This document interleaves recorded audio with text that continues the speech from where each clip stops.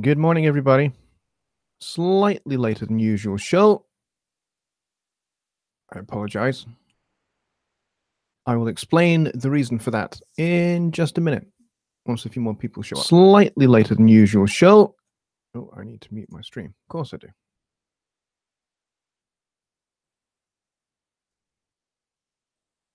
My good friend Mike Neighbor over at MJN Studios was the first to respond, and he says, "Hey man," and Just Bob is here, and Raina from Y64 Studio is here. Awesome, guys.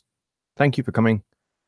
Apologies, the show is a little later starting than usual, and actually will not be a normal 1 hour long show today.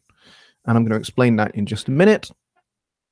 Once a few more people arrive, and we have Bobby Booth here. Raina says good morning. Awesome. So we've got 4, 7. Excuse me. We've got a few people in here, which is cool. See, here's the thing. I'll talk about why we're half an hour late compared to normal time for the show. I'll get to that in just a minute.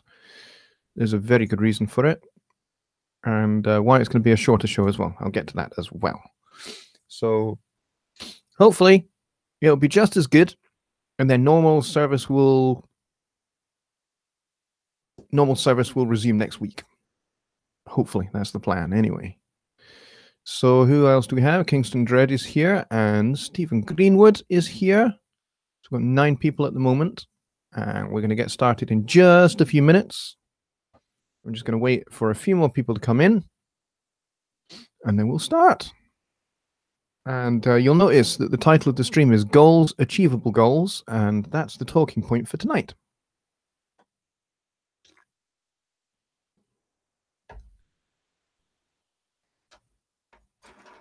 So have a think about what questions you might have, and you can start getting those in just a minute or two once we get started.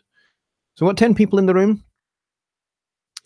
We probably won't get very much more than 10, 15, 20 people. Hopefully we'll get more. Mike has shared it across the group, so hopefully we'll get a few from all of the groups, which would be great if we do. That'd be awesome. I need to get better at promoting these live streams. Bob Powell is here, and he says, "Hi, Johnny. Good day to you and everyone else." Yes, it is good day, I suppose, because it is actually after midnight here. So we are into Monday morning. You guys will be enjoying your Sunday evening. Mike says my kind of topic. Good. I'm glad. It's one that's not often talked about when we're talking about music making, and we're talking about mixing, and we're talking about, you know, everything else. We would much rather talk about the sexier things like plugins and, you know, gain staging or compression and EQ and all of that kind of stuff, all of which is extremely important. And Raina says, "Just share like every time I'm on." Yes, I do see every time you share, and it's very cool. Thank you for that, mate. Appreciate it. All right, so we've got about 14 people in the room now, and we're just about 6 minutes in, so we can probably make a start. First of all, I should probably explain why we're starting at past tonight instead of 6 o'clock Central Time, which is when I normally do it. The reason being is I have not been very well. And actually there was quite a considerable amount of debate as to whether I should do a stream or not. And I've been debating it furiously pretty much all day whether I should do a stream. But I pretty much made a commitment that I was going to do a stream every Sunday night, unless I am working and I'm out of town and can't do it. Then, you know, those would be, you know, the only real circumstances. I had decided that I wouldn't do a stream, but but yeah, today not been very well at all. Oh, Robert is here. Robert Overbeek. Good to see you, Robert. Thank you for coming, mate, and I'm glad you found it. Excellent, and I'm glad you're also made yourself known in the chat. Say hello to everybody, and everybody say hello to Robert. That'd be awesome. Make him feel very welcome here. So, and Beatrice has just arrived as well. Awesome. So I've not been very well all day. In fact, normally I would have been at church this morning. My wife and kids went, and I stayed because I had such a hideous night last night. And part of my kind of coping strategy with the fact that I wasn't feeling very well was I was on a Skype call with my good friend Rich Westfall, who you may know from live stream chats as The Rocker, and he's one of the mods over at the Home Studio Trainer groups. He is a great friend of mine, and he and I are actually working on something very exciting for Jonny Lipsham Studios, which is going to be coming up in the next few weeks, guys. So that's another talking point that we can talk about in a wee minute. So I was talking to him for quite a while, and trying basically not to think about my stomach just churning the whole time. So he was an excellent and very, very welcome distraction. But we did talk and work on stuff late into the night, which is probably not a clever idea on my part, because I did get maybe 4 or 5 hours of sleep last night, and I felt absolutely horrendous this morning when I woke up. And I just could not entertain the remote possibility of going anywhere. So I went and parked myself on the sofa with a DVD on and promptly went back to sleep until lunchtime. So yeah, I wasn't really sure whether I should do a show tonight. I'm kind of in recovery a little bit, feeling a little bit better. This evening when we're having dinner, I was just like, yeah, I'm actually feeling a bit better. I had a very light dinner. I was feeling a bit better, so I thought, yeah, maybe I could, but just make it a short one. And so that's what I decided to do, and decided to start at midnight, 6:30 in Central Time, just to give myself a little bit more time to kind of get myself together and gather my thoughts. So there you go. So that's the reason why we're late tonight. So I'm sorry. I do apologize. But as I say, normal service will be resumed. So I've got a couple of announcements to make about some future things that are coming to Jonny Lipsham Studios, which are very, very exciting. So I'm going to start with some new video series that I'm going to be doing. They are going to be weekly video series. So the first video series is going to be what I'm calling, it's a working title at the moment, so if you guys have got a better title for it, suggest it, and hopefully we can come up with something that is a lot better than what I've come up with. It's a series for absolute beginners, not just to Studio One, but beginners to recording in the digital domain entirely. Okay, so it's going to be so far I the only thing I can think of is calling it Studio One from scratch. So I'm not just talking beginners, I'm talking people that know nothing about an EQ plugin, know nothing about a compressor plugin, know nothing about a DAW. So, but obviously I'm going to be doing the whole thing in Studio One. So the idea is that people who are new to a DAW, new to the digital domain, can get a start in a solid DAW like Studio One, which will take them from riff to release with, as we all know, with extreme ease. So that is going to be a weekly series, a video going out once a week on that. So that's series number 1 that is going to be going out. Series number 2 is going to be a mixing series. We are going to take one of my songs from my EP, Belonging to Tomorrow, which was released in 2016. And what was it? Studio One Genesis. Oh, Mark, I like that. That's cool. Studio One Genesis. Kind of gives slightly the association with Peter Gabriel and Phil Collins. Possibly. But yes, I do like that. That is a good suggestion. Keep those suggestions coming, folks. Just keep posting them away in the chat, and we'll see if we can hit hit one that's perfect. Yeah, Rich doesn't sleep. He was helping you all day. Yeah, yeah, he's awesome. He's incredible. But I think that's part of his coping mechanism with the ridiculous amounts of pain that he's in with his disability from. I don't think I'm really at liberty to talk about why he's in so much pain, but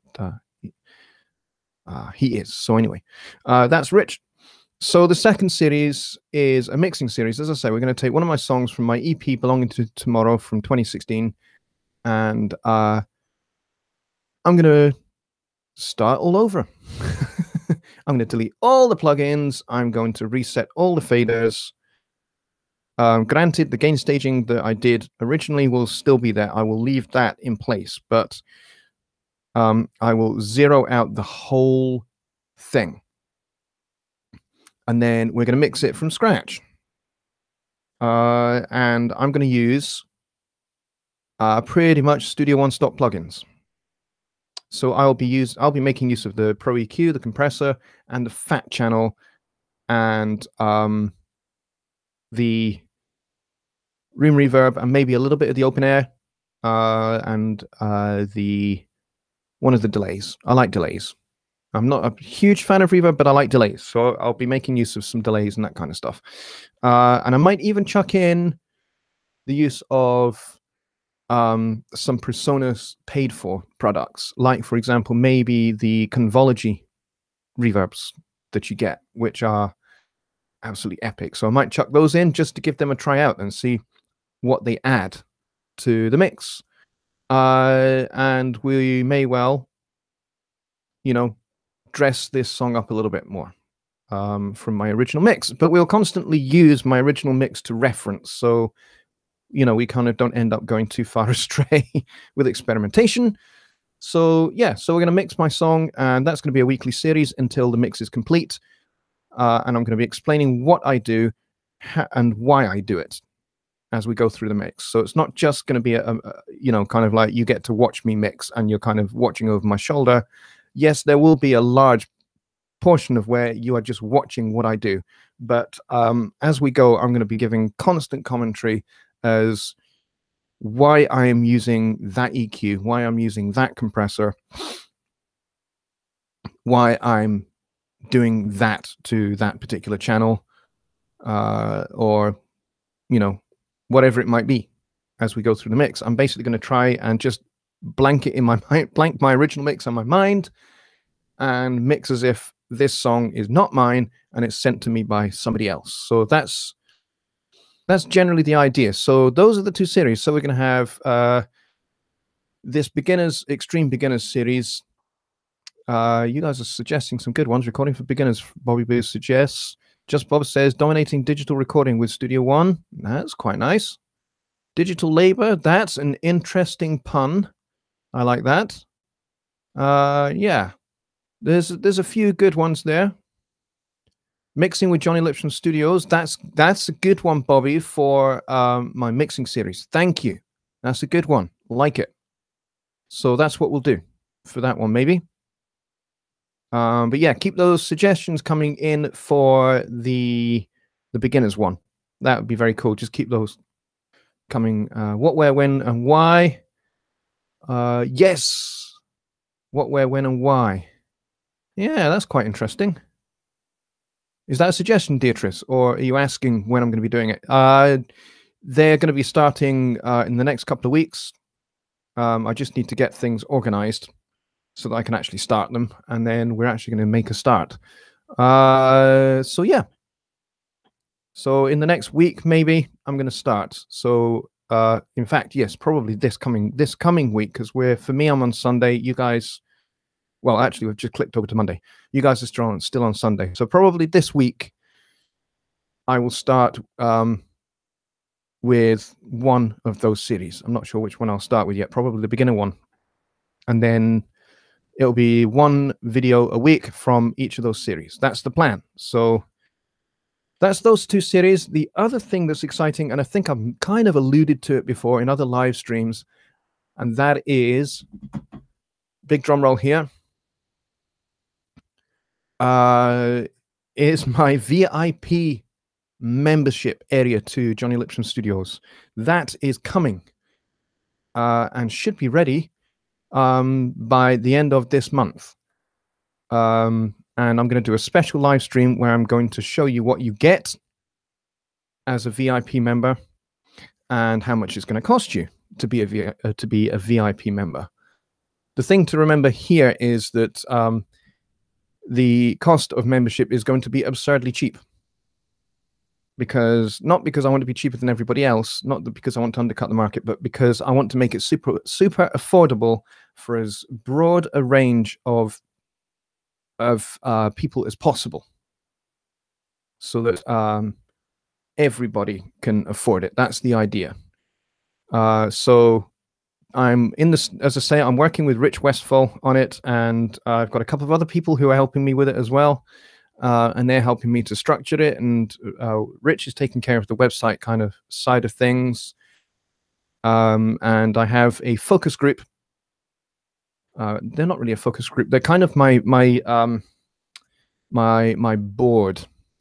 I call them my board. My board of directors. They're not officially directors or anything like that.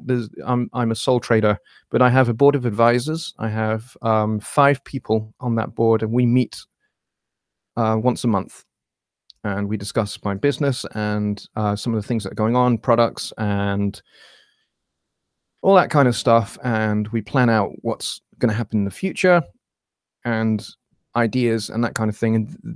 And that board basically helps keep me focused, and they help keep me on track and making the business progress forward at a reasonable speed, rather than, I could very easily get quite lazy about things, and and before I know it, 12, 16 weeks have gone by and I haven't done anything of any note. So those guys just keep me focused on creating stuff for you guys, creating video series, creating products that you guys can purchase that will help you develop your craft, develop your skills, that kind of stuff, with mixing, with mastering, with recording, with songwriting. Speaking of songwriting, actually, I'm going to give you guys just a sneaky little heads up, because there are 16 of you here, okay? I'm going to be working this year with Dave Vignola on a couple of very cool products. One is to do with mastering, and the other one is a complete songwriting product that will take you through my entire process of how I write a song and how I record it, mix it, master it, and get it out to release. So it's literally a riff to release songwriting product that will help take you through how I do it, and maybe you will, you'll get some ideas and some tips and some techniques from it that you can apply to your own songwriting, and how to make your songs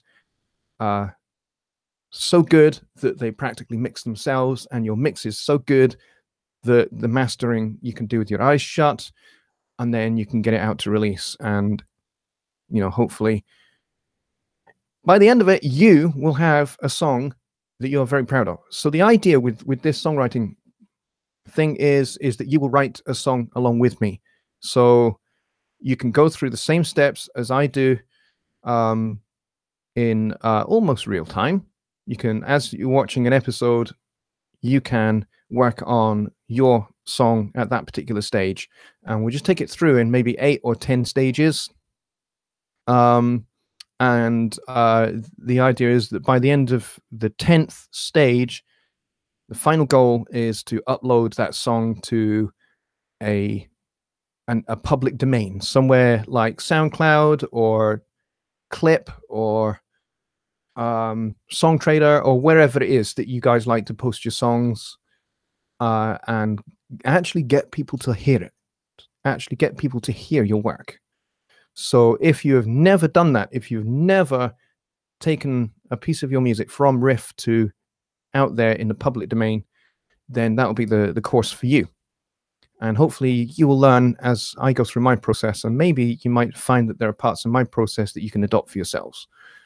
So there you go. two awesome announcements.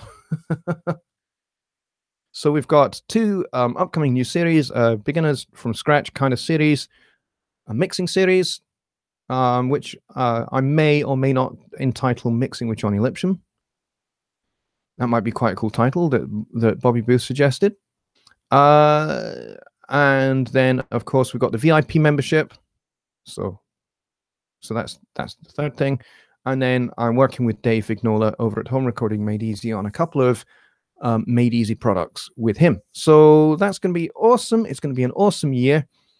And really, that's just the tip of the iceberg. There's going to be such a lot of stuff coming this year from Jonny Lipsham Studios that hopefully you guys will find a whole bunch of content and resources and stuff that are going to help you become a better songwriter, a better arranger, a better recording engineer, a better mixer, and a better mastering engineer, and somebody who is utterly confident about getting their work out into the public domain and getting people to buy it. So be that, you know, getting clients for mixing, getting clients for mastering, or be that, you know, getting your songs out into the public domain.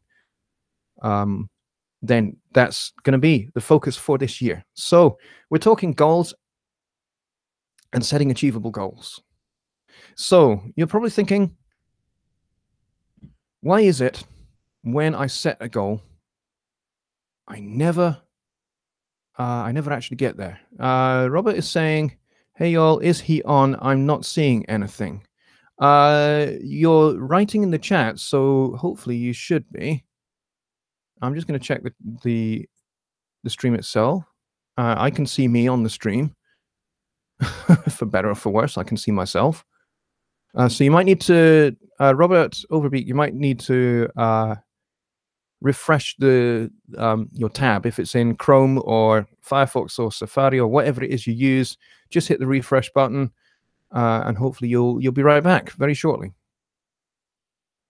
Okay, so and the ST50 dude says, I can see you. That's good. And Bobby Booth says it's okay. Excellent. So, and Raina says the stream is good. That's good. Okay, that's the confirmation we needed. Excellent. So, goals. How do we set goals? How do we make goals achievable? Well, for example, I have a goal for this year. Other than those announcements that I've just made, I have a goal. My goal is to release a new EP this year, 5 songs. That's the goal. How am I going to achieve it? Because last year I had exactly the same goal and I did not achieve it. So how do I go about doing that? Raina asks, what is a goal? Well, a goal can be several things. It can be a place where you kick a football into, which scores a point, which means that your team are ahead of the other team. That's football. In ice hockey, you shoot a puck into a similar type of thing. In basketball, you put the basket into the net, and that's a goal. Rugby, yeah, there's not really a goal in that sense. So other than a sporting goal, a goal can be something that you are wanting to achieve. So, for example, if I have the idea that I want to make something happen, like I want to put on a show, then that is the goal. That's the end target. The end target is getting to something. So for another example, if you live in Stuttgart and you want to get to Warsaw, what do? You go, my end goal is Warsaw. That's the end. So you need to work backwards until you get to where you're starting from, which is Stuttgart. Okay, so you go, right, when I get to Warsaw, I will have consumed probably this much fuel. That means I need to get fuel. I need to take that road and that road and that road.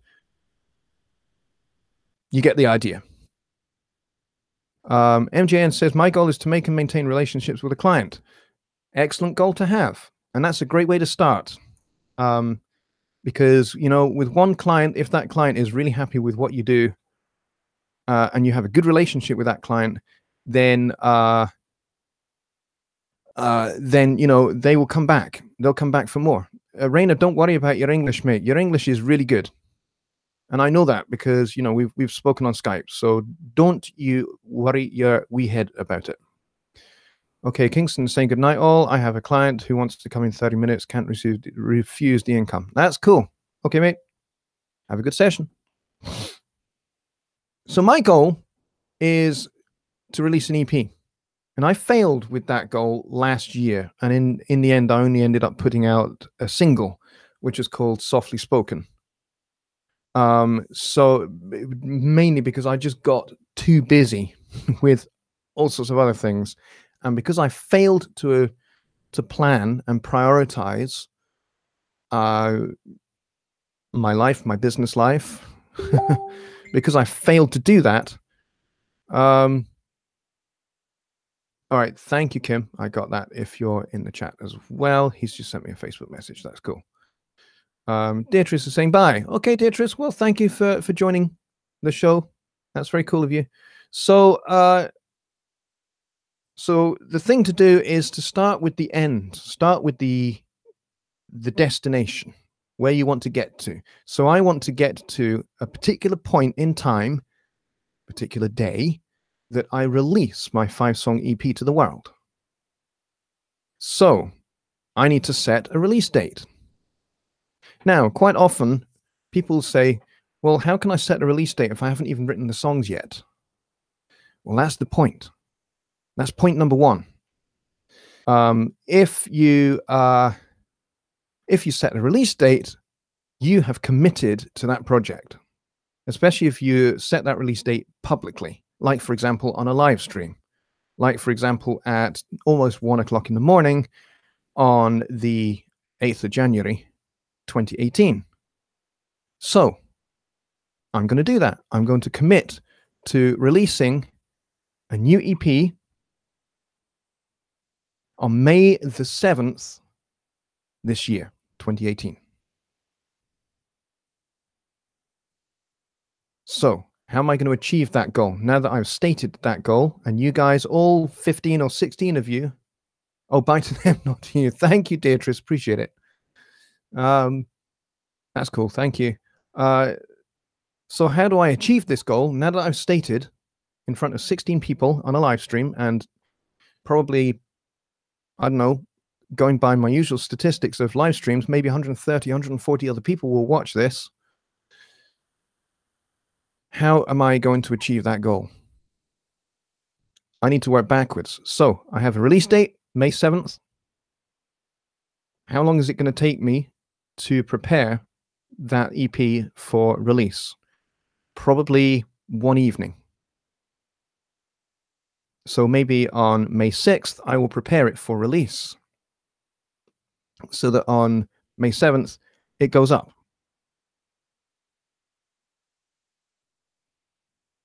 So the next step backwards from preparing it for release is to have a finished master. How long is it going to take me to master 5 songs? 2-3 nights, maybe.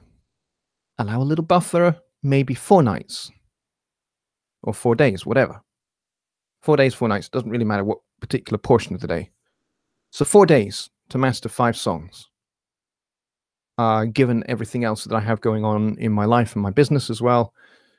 You know, each song is probably going to take an hour to 40 minutes to an hour to master each song. So I could do them all in one. We'd have to see. If my mixes are that good, then I could probably master it in one night or one day. That would be the best. But I want to build in a little bit of buffering just in case. So in my schedule, I allow for 4 days for mastering. How long is it going to take me to mix 5 songs? That's another good question. I'm going to suggest, with all the other things I have going on, probably I would probably allow 2 weeks for mixing 5 songs with all the other stuff that I have to do. All right, so we've taken a step back. We're now back at the start of mixing. How long is it going to take me to record? I'm probably going to allow maybe 3, maybe 4 weeks for that. Okay. How long is it going to take me to write the songs? Yeah, you see, that's the tricky bit. The writing of the songs bit can be the hard bit. Some songs will come fast, some songs won't. I need to allow for that. So I'm going to say I'm probably going to start on the 1st of January 1st. I'm talking about May. So I'm talking about 5-ish months from now is when this thing will be released. So I'm probably going to start the 1st of February will be the first week of songwriting. And I'm going to aim, with everything else in my life going on, to have one song written every week. At worst case scenario. So we're talking that will take me then up to March. And then I will have plenty of time for recording. I'll have March and April. I'll have most of March. And I will have a little bit of April as well for recording. And I'll have 2 weeks of mixing. And I'll have 5 days or so of mastering. Hey presto, we've arrived at the destination. So that, for me, that's how I make a goal achievable. I have an idea, and then I break it down into constituent parts of how I'm going to achieve it. And then the next step is committing to each one of those phases of the project. And that means calendar. I use Google Calendar. You can use an app on your phone, whatever's going to help you. Get it scheduled into your life so that you have a songwriting portion of each day or each week set aside.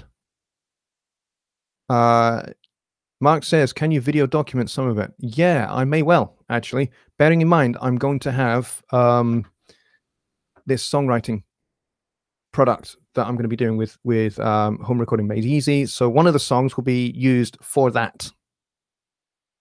But I will certainly document some of it for you.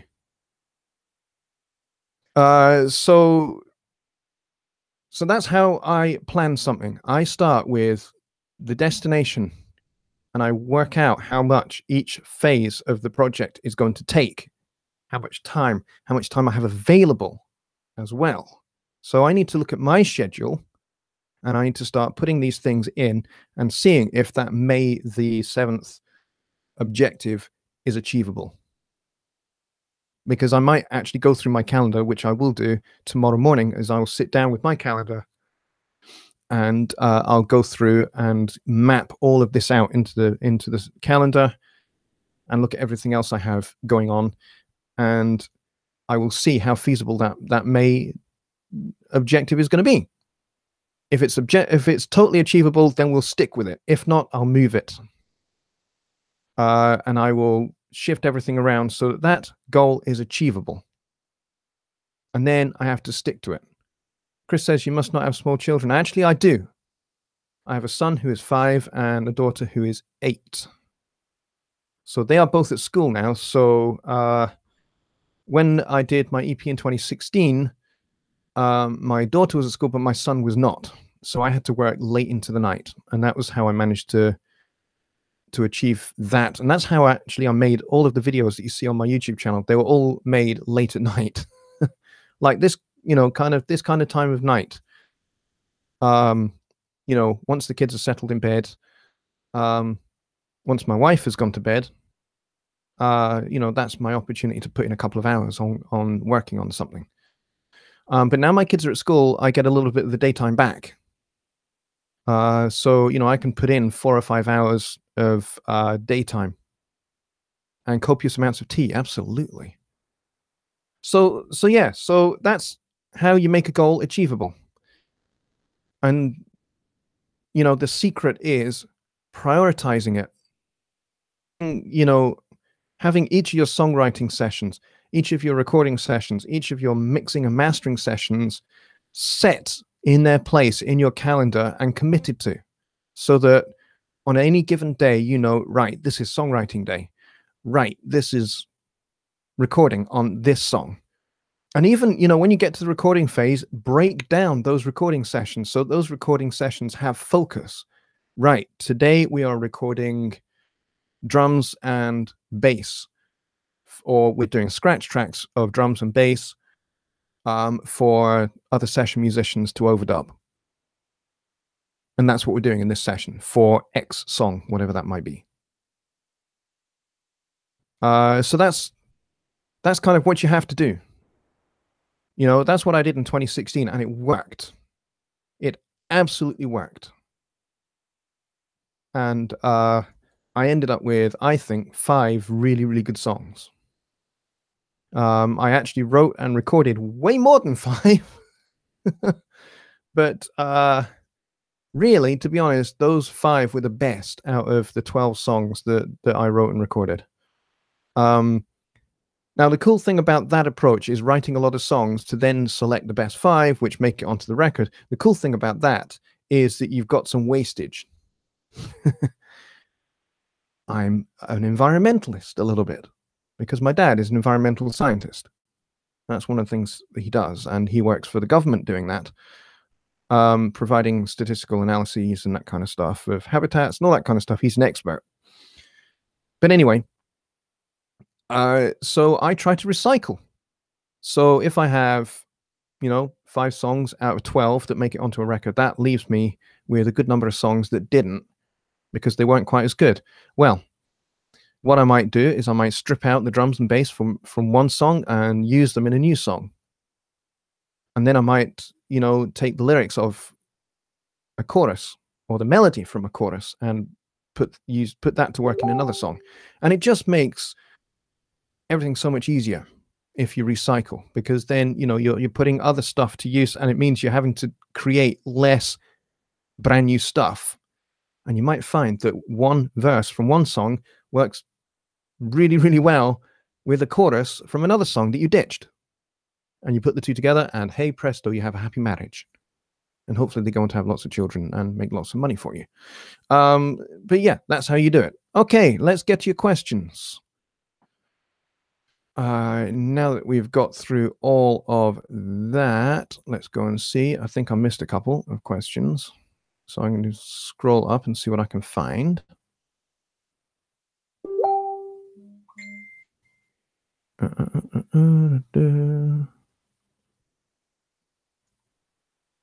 Let me see. Have I got any questions? I'm sure somebody posted something and I'm just not finding it. I think somebody was asking about, oh yes, Alien Music says, hey, Mr. Jonny Lipsham, if you have time, could you tell me if ADATs can go out into a patch bay? As far as I know, they cannot. As far as I know, ADATs can only go into other ADAT devices. I believe that is the case. And LAR Music confirms that. He says no, ADAT only goes to other ADAT devices. Thank you very much for confirming that. Let's see. Are there any other questions?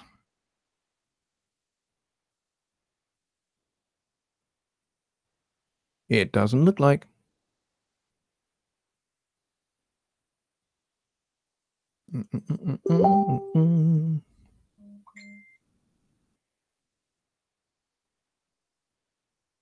Okay, Raina says, now I understand what it means. That's my way I try to work. That's cool. Miles says, if you don't know where you're going, how do you know when you get there?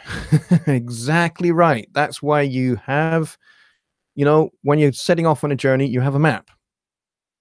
And you point your finger on your destination and say, we are going there. And that's how you plan your journey. You plan your roads, you plan your fuel stops and everything else. Mark asks, unrelated, he says, but what is the red keyboard? This guy.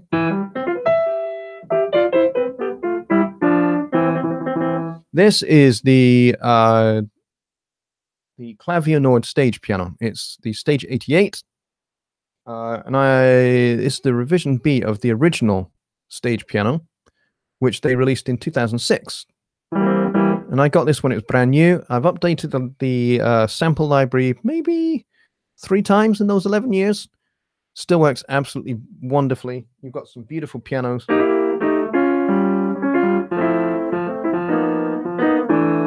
got some gorgeous pianos and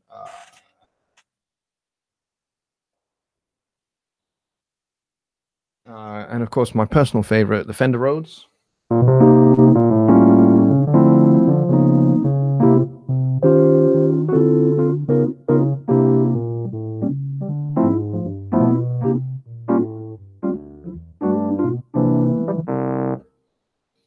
It's always good fun playing that. Let's see. Oh, somebody is talking about Sample Tank. Have I missed that? Am I familiar with running Sample Tank 3 in Studio One 3? I am not. I don't use Sample Tank. I haven't used Sample Tank in, oh gosh, years. I think when it first came out, I used it in Cubase. But no, I don't use it in Studio One. But I believe you use it in much the same way that you would use something like Presence XT. I don't know whether the format of the Sample Tank samples would actually work in Presence XT itself. It might, because I know that there are some formats that the Presence XT will accept, but not all of them. I think Contact works in Presence XT, but don't quote me on that. I've not actually tried it, but I think it does. But yes, otherwise, I think it works very much like, any other sampler instrument. So if you had like the Vienna strings library or something like that, I think what you need to do is you need to use it with an instrument track in Studio One. In Cubase, that would be a MIDI track or a virtual instrument track. And that's pretty much what you need to do. You need to, unless it's just like I don't know how Sample Tank works these days. I'm a little bit kind of lost with that, so I can't really speak with authority. But it needs to be loaded as an instrument. Otherwise, I don't believe it works. So I don't think you can. You don't insert it in the insert section of a channel. It doesn't work like that. Much in the same way that Melodyne doesn't work as an insert. Well, it does, but that's not the way you use it, and it tends to crash Studio One if you try using Melodyne as an insert, because it's not designed to be a real-time pitch correction software. So you have to use it with an instrument track. So that's what you're going to have to try and do. And Alien Music says Sample Tank is great in Studio One. It probably is, but like I say, I don't use it, so I can't really speak with authority on it. Let's see. The ST50 dude says, I've been using this approach, however, I don't know if it's always good. I'm not sure what approach you're referring to there. Miles says, when setting the schedule, do you give yourself a secondary date at the beginning, or do you just adjust as you go? I tend to allow room for, I allow room for things to breathe, is what I call it. So, my date of May the 7th might well be not necessarily a conservative date. I may actually, because I've allowed such a lot of breathing space, if I'm starting on February 1, going through to May the 7th or May the 8th, then, I've got wiggle room in each phase of the project. So that's how I work it out. I'm not very good at maths, so I might find that May the 8th deadline's actually a little bit too soon. Maybe it needs to be something like June the 8th. Or, to give myself an extra 4 weeks, which I can then divvy up between the different sections. The different kind of chunks of the phases. That's the word I was looking for. The different phases of the plan. So my advice is, when you're working out what your end point is, try and work out how much time you think you will need for each phase, and then lay them kind of end to end and see what date you come up with. That's one way of doing it.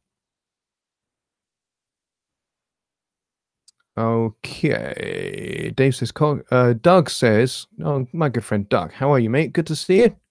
He says, cognitive behavior modification. See, I'm not really sure what that refers to. Deirdre Juby says, did you do the roads for Presonus? Do you mean the roads patches in the Presence XT? No, I did not. Nope. I do have a Fender Rhodes. It's away in the lounge there, but for the most part I use this one because it's as good, and really it takes a lot of time to set up a mic and everything with the amp, and then I have to get the long cable out and run it through there and everything else, and it's just a bit of a hassle, whereas I can just do it straight from here. Let's see. Mark Thomas says contact 4 and below. Thank you for confirming that. Yep.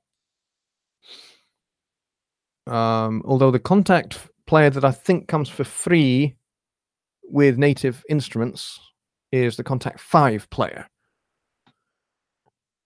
But it doesn't work. The contact 5 player does not work inside Presence XT. I'm going to sneeze, by the way. Excuse me. Chris and Alexis ask, typically, do you start a song with a melody? No, I don't actually. I have quite a unique approach. Usually a song starts with a groove. Thank you, Chris. Yeah. Usually, Contact 6 is also in free version. That's cool. Are we still streaming, by the way, folks? Or has my stream crashed?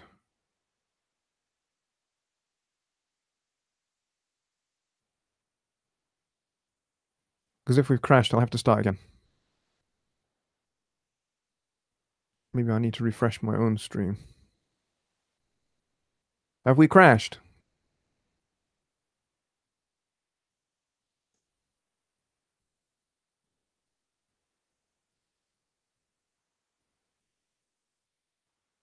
Okay. Okay, you guys are saying no crash here. It's funny because I have it completely frozen up here. Looking at the stream, it's completely frozen. But you guys are saying it's okay, so I'm going to carry on. The chat seems to still be working, but that's cool. Everything else isn't. That's fine. Okay. Where was I? What was I talking about? I can't remember what we were talking about before I sneezed.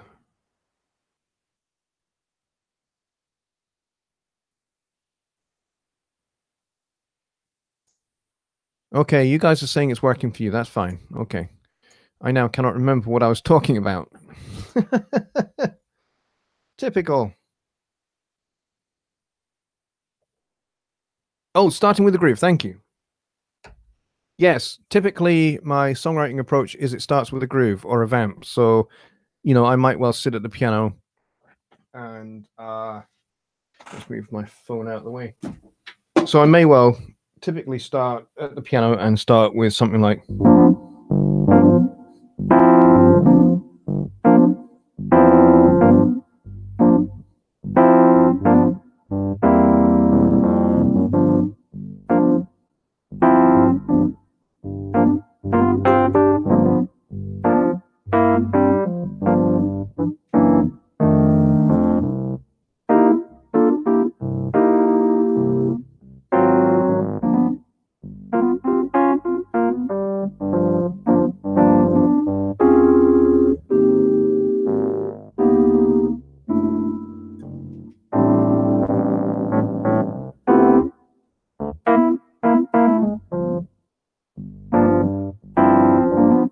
Something like that.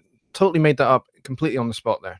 But that's largely how I would start. I would start with a vamp and a groove. And then as that happens, then I start adding things like I'll do a scratch bass track.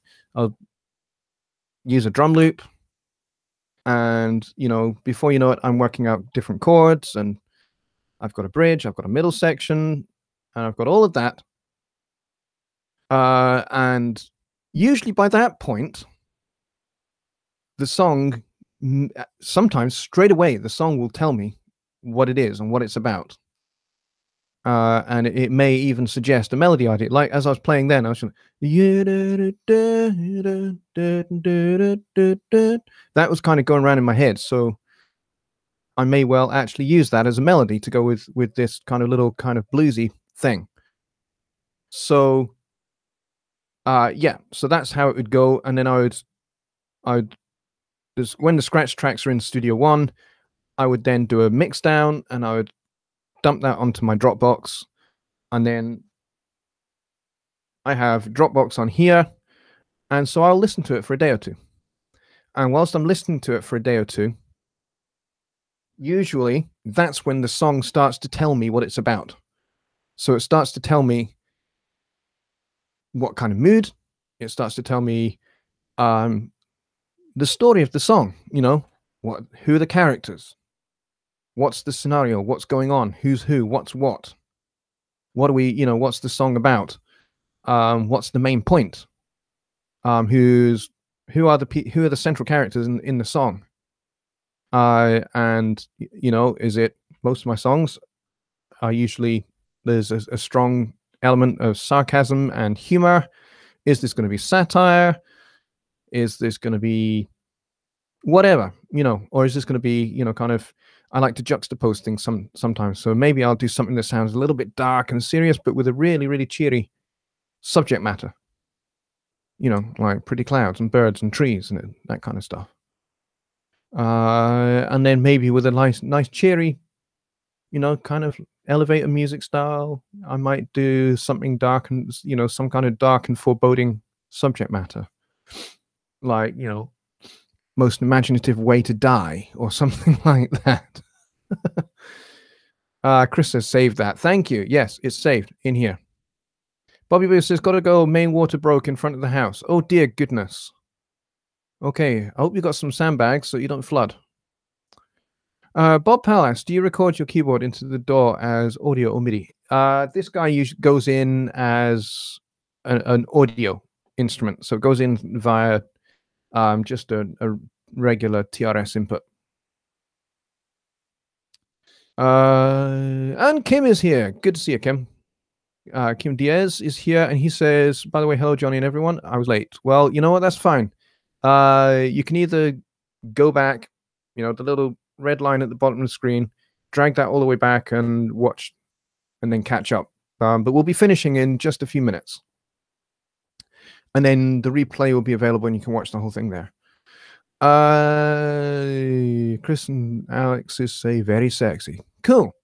Paul Lucas. Hey, Paul. Good to see you. He says, hi, Johnny. Do you work more with loops for drums or MIDI or both? Good question. I tend to use loops and MIDI drums for mock-ups because I much prefer to have a real drummer. For about 21 years, I've had the same drummer, a guy called Dave Lightly. He's an extremely good drummer. He's been playing for nearly 40 years. He's really, really a fantastic drummer. And his sense of time is so solid that we, you know, generally speaking, I'll put a click down for him, but he doesn't really need it. His sense of time is that secure, that solid, and his sense of where beat one is so secure that he can kind of like be really elastic with time and always land on beat one. And those are the kind of drummers I really love to work with because, you know, that makes me then do the same with time, which is what I like to do sometimes. So rather than just being locked into, you know, something that's very kind of obvious. So I hope that answers your question there, Paul. Just Bob retracted his message, which is a shame. Because Just Bob always has something very, very cool to say. Kim says, good drummer. Yeah, I can dig it. Well, yeah, he's terrific.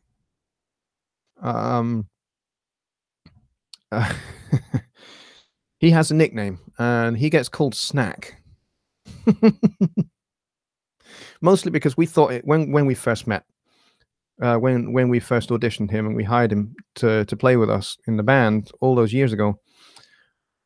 His last name was his last name is Lightly, Dave Lightly. And we just thought it was really funny that his last name was Lightly. So, you know, somebody said, hey, Snack Lightly. And That's that's how he ended up with the nickname. So we call him Snack. But yeah, it's Dave, and he's actually super slender. He's only got like a 30-inch waist. Just Bob says, when tour songs start taking shape, do you end up focusing on one instrument over another, or do you take an instrument conversation approach, kind of like instruments talking to each other? Tour. You mean your. Okay. When your songs start taking shape, do you end up focusing on one instrument over another, or do you take an instrument conversational approach, kind of like instruments talking to each other? When I'm writing instrumental music, yes, I like to have a strong sense of call and response between the sections. If you listen to the single I put out this year, an instrumental piece called Spoken Softly, it's a feature for brass band and rhythm section with a flugelhorn solo feature in it, and most of the time the trumpets are playing the main melody. But it's basically the instrumentation. I don't know if you've heard it, but the instrumentation is trumpets, French horns, trombones as sections, and then a solo flugelhorn plus rhythm section. And for the most part, the trumpets are playing the main melody, but the French horns are playing a counter melody. Sometimes their counter melody goes above in pitch the main melody at points. So I like to have that, the at least 2 or 3 different melodies kind of going on at the same time. So you have one that's a main melody, and then the second one is a kind of response to that melody, and then there's a third one which kind of would be like an obligato. So it fills in the gaps when these two guys are not doing anything, and just provides maybe a little bit of commentary on what these two are saying. So that's kind of, when I'm doing instrumental music, that's how I do it. If it's a vocal, then the lead vocal obviously takes the main melody, but I always have 4 or 5 part backing vocals, and I pretty much always, not in every song by any stretch, but I would suggest maybe 80 to 90% of my songs have a horn section, and the horn section provides that response for the vocal, but also the horn section is used to kind of join the sections of the song together. So I'll have a horn section figure that will lead the verse into the chorus, and then lead the chorus into the next verse, or lead it in, a send off into a solo section, maybe a tenor sax solo, something like that. If you ever heard my EP, Belonging to Tomorrow, there's a song on there called Paper Deity, which pretty much is what I would call a classic arranging approach of mine. Because the horns do have that call and response effect with the lead vocal, and they do kind of lead into different sections. Just Bob says, yes, he's heard it. Johnny Gibe uses it as the songwriting simplified intro. Yes, he does. Good choice as well. Chris says, do you take your cues from Zappa's approach to jazz? I love the music of Frank Zappa very, very much, and there is a lot to take from what he brought to jazz music. Absolutely. I take from as many different sources as I can, really. I mean, my influences include Charlie Parker, Dizzy Gillespie, John Coltrane, Thelonious Monk, Bud Powell, Jaco Pastorius, Weather Report, Earth, Wind and Fire, Chicago, the Eagles, the Beatles, 10cc, Steely Dan, the Brecker Brothers,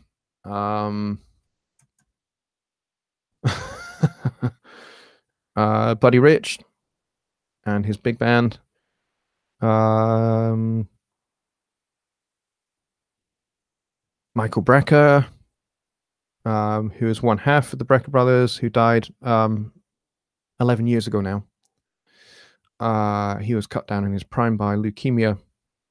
but probably the greatest tenor sax player since Coltrane, my opinion. Dave Weckl. I think Dave Weckl is a great drummer. And when I was in my teens, I first came across him, and I got some of his instructional videos, and learned a lot from him actually. Terrific drummer. I think he was a bit more kind of technical and clinical back in the 80s, whereas now he plays much more emotionally and much more musically, much more melodically. It's not just about the chops anymore, not just about the, the machine gun precise 16th notes. What do you think of Captain Beefheart and his marching band? Good grief, there's a blast from the past. Captain Beefheart wrote hilarious songs. Dietrich says, no Tower of Power. Absolutely, Tower of Power is there. I love Tower of Power. Yep, especially when Dave Garibaldi was the drummer. I'd also add Parliament Funkadelic to that as well. George Clinton and Bootsy Collins. Yep, Sly and the Family Stone. The Police. Sting is one of the finest songwriters of our time, in my opinion.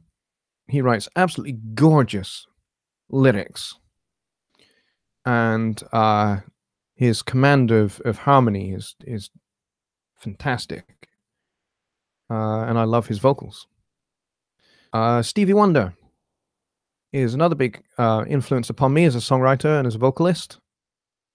Kraftwerk.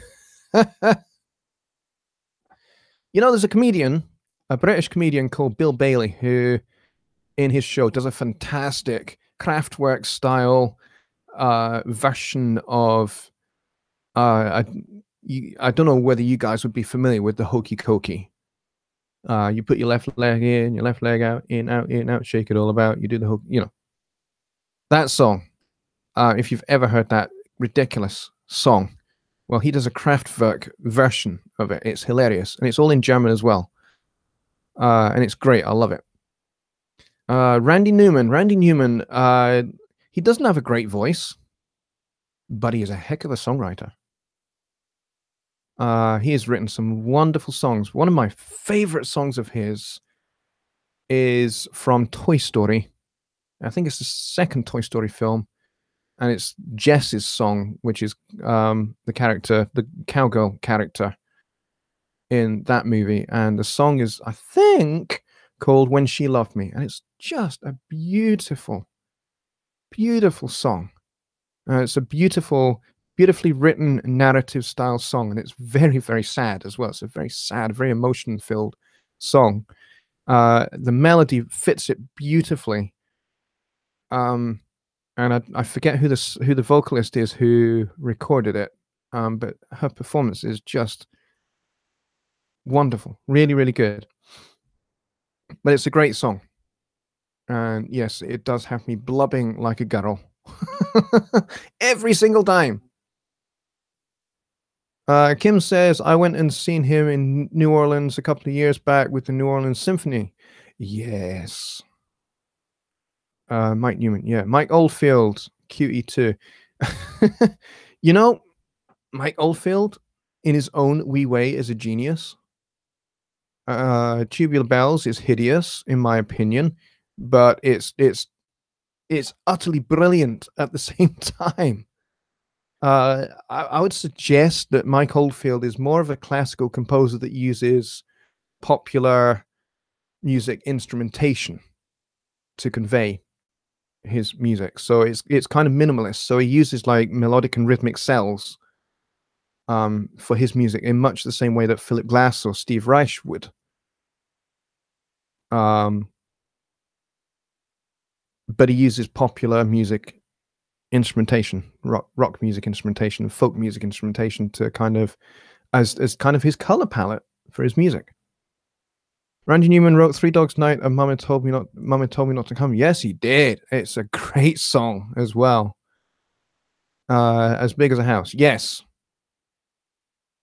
I think Tom Jones covered that as well. I think he actually did a really good version of it. Mike Oldfield has written a lot of TV music. I think that's where he cut his teeth doing like music for BBC productions.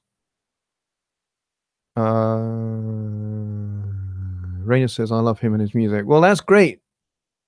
That's great. Mike Oldfield is yeah, he's definitely a genius.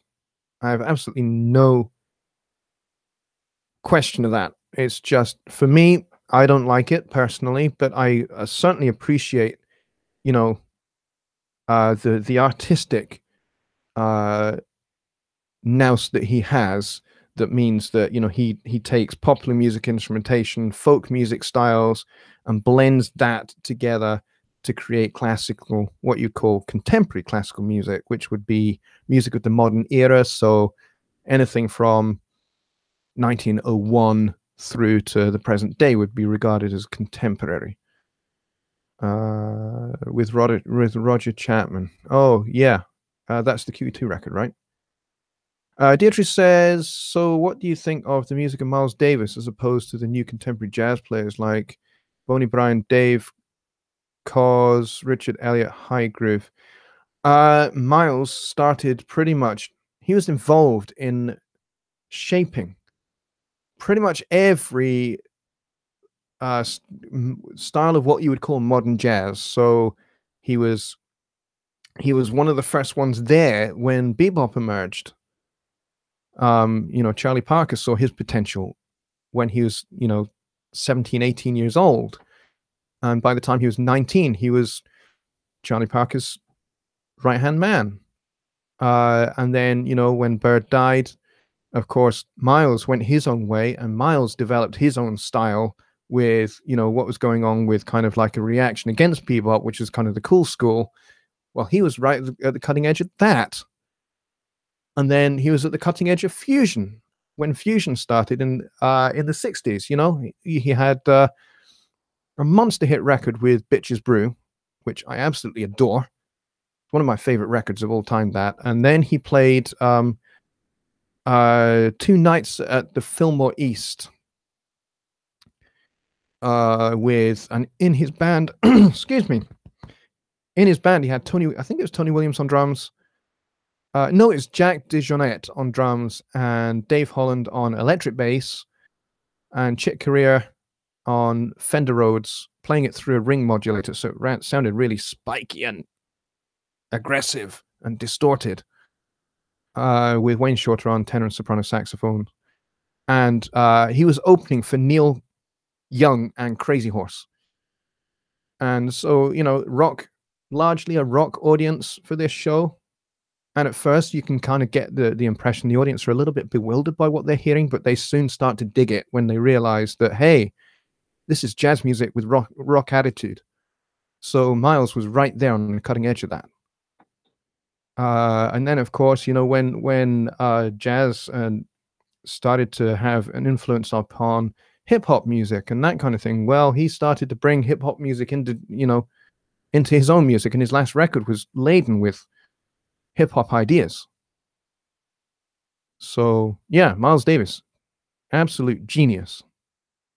And his last words were, "I was only going in for a tune-up," because he's referring to going into hospital. He didn't think that it was, you know, that he was never going to come out of hospital.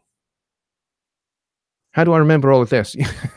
Because I have a photographic memory, Beatrice. I'm an absolute nerd. I never had any friends when I was a kid, so I listened to records obsessively, and I read obsessively. From an early age, I read. You know, some of the first books I ever read were medical journals when I was about 2 or 3 years old, and I understood everything that was, you know, that was in these journals. But yeah, I read voraciously, and I have a photographic memory. Somebody up there asked if I studied at university, and they wanted to know something specific that I studied.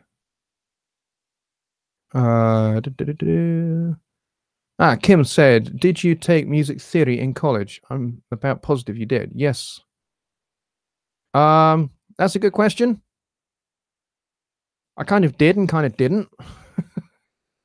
Let's say in the 1990s, I went to university in London, and I spent 12 years in London because that's where I kickstarted my professional career in, 21 years ago.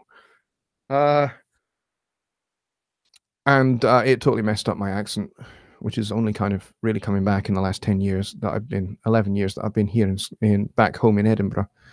So I went to university and I studied jazz music, but I also studied audio as well. So I did in fact, I did a 3-way degree. It was a joint degree, jazz music and recording. Was it jazz music and recording studies? That's the official title of my degree. But whilst I was there, I also did a theology diploma as well. And university was entertaining. I didn't learn nearly as much about jazz that I hoped, which was a shame. Because really kind of a lot of what they were teaching at university, I'd kind of gleaned already from the records that I'd been listening to all of my childhood, and then reading articles and theses on jazz and jazz harmony, and reading various theses on chromatic harmony, negative harmony, harmolodics, all that kind of stuff. I read all of that. So by the time I got to university, I was just like, yes, I want to go into more depth on this. I want to go into more, and it didn't really happen for me. But the audio course was fantastic. I cut my teeth there, and I went and worked in a studio in a little corner of London called Boundary Row, and I did some work in one of those studios on Boundary Row back then. It's cool, and that's where I cut my teeth. And a friend of mine decided he wanted to get a home studio going, so that he could actually have a record label. He wanted to set up a record label. He invited me to come along for the ride. This is like 2001, and I got involved in that. And it was cool. So we built out a studio in a room probably about 3 times the size of this. And my first album, my first 13-song album was recorded there, because I took a long time out of actually recording my own work, as I was establishing myself as a mix engineer and as a session musician in the sort of the late 90s. So I took about 4 years out of actually, writing my own stuff and spending time just developing my career. All right, so I hope that answers your question. And with that, we've been going for absolutely blooming ages, a lot longer than I intended to. So there we go. I was going to finish at 1:30, and it's 1:45 now, so it's definitely time for my bed. So I want to thank everybody for coming. I'm looking at the stream in YouTube, and to me, it's completely frozen. But for you guys, it seems to be working, which is great. So I maybe have to watch this back and see what kind of quality it is. So, excuse me. Thanks ever so much, everybody, for coming. And as I say, there's stuff coming this month, and I'm really starting to flag, man. I can't even finish a sentence now. There's stuff coming this month, so stay tuned. Keep an eye out for the 2 new video series as they come up on my channel. If you're not already subscribed, hit the subscribe button, hit the little bell icon, and that means you are definitely going to get a notification when I put up a new video, or if I do another live stream or what have you. Live streams will resume every Sunday, unless you get told otherwise, at 6 p.m. Central. That's just pretty much a given. That's what I'm going to be doing on a Sunday night, unless, of course, I have something else going on, like I have clients in the studio, or I'm going to be out at another studio doing session work, which sometimes happens on a Sunday. So yes, so keep an eye out for those video series coming. Keep an eye out also for the VIP membership when that goes online. I will do as I say, I will do a special launch broadcast for that. And thank you, MJN. He says, feel better. Yeah, I hope I do as well. I hope I don't feel as hideous tomorrow as I did this morning. And Chris and Alexis say, sleep well, sweet prince. That's very sweet. Thank you. It's very kind. So yeah, I'm going to go in and finish my cup of tea and hit my bed. And it's the last day of the Christmas holidays for my kids tomorrow, so I need to get geared up for getting them to school on Tuesday. So have a good one, folks. Enjoy your evening, and I will see you all around on the Home Studio Trainer support groups. If you are a member of Learning to Mix, you will see me over there as well. And you'll probably see me on one of Dave Vignola's streams as well. Keep your ears also very close to the ground over at Presonus, because there is a lot of extremely cool stuff that is going to be coming, probably. I can't say too much more. But yeah, those of you that have a Studio Live Series 3 mixer, get yourselves ready for DAW mode, which I think will be coming out very soon. If you're a member of the DAW mode group, there is one, believe it or not, on Facebook. Ray Tansen, who is kind of overseeing a large proportion of the DAW control project, he said that they've kind of turned the corner on he made a public announcement on the Facebook group there. He said that the engineering guys have turned the corner a little bit on dealing with the very nasty bug that was in the DAW control firmware. And hopefully, fingers crossed, guys, you guys are going to see this extremely soon as a public beta. Public beta will be starting on this very, very soon, folks. The end is very much in sight. In a few hours, Postman will bring my Fader Port 8. Awesome. Enjoy your Fader Port 8. It's a fantastic product. It's extremely cool. And I just have the original Fader Port, and I've got my Studio Live mixer sat in front of me, which obviously doesn't do a whole lot at the moment. But it's gonna. I'm really looking forward to that time when I hit that door button with Studio One open and the faders just go into place. That's going to be epic when that happens. So hopefully that is not too far away, folks. So keep your ears and eyes out for that. And of course, NAMM coming up at the end of the month. I'm pretty sure that Presonus are going to drop some spectacular new products at NAMM, because that's what they do. If you're in, if you're in this industry, at the trade shows, you always drop something new. So I'm pretty sure there's going to be some awesome stuff that's going to be coming out at NAMM. So keep an eye on that, folks. And as I say, keep an eye on my channel. And I will see you guys very, very soon. Take care. Good night.